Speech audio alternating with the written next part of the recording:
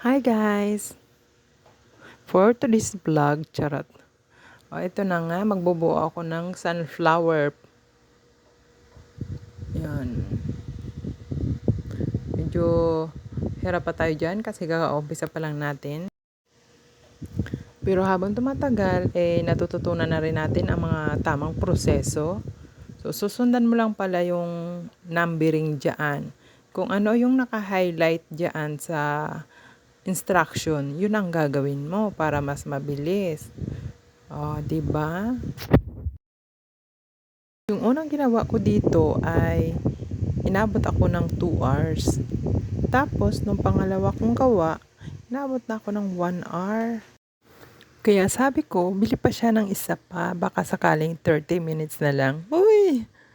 Bilis naman nun. Kaya, ayan. Pinaspasan ko na yan. Medyo masakit din pala sa kamay. Yung pag-a-assemble dyan. Kailangan pala yan may AA battery kasi umiilaw pala yan. So, story time. Nung umpisa, parang feeling ko hindi ko kaya. Yung titingnan mo lang ba yung materials niya. Kasi ang liliit, grabe.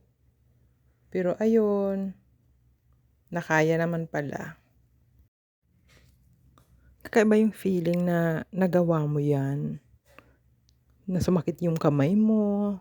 Satisfying. Hindi ako nakatulog yan dahil dyan.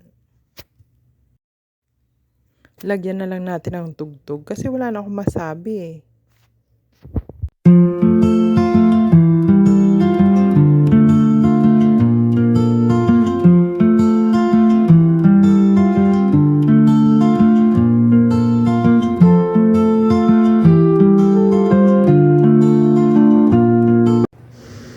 Dito naman tayo sa panibagong assemble. Ito naman ay tulips. Ito yung sinasabi ko sa inyo na 1 hour lang tapos na ako. O diba? Sinasabi ko sa inyo na magiging expert talaga ako dito sa larangan na ito. Ang lilit pala ng mga pieces na ito.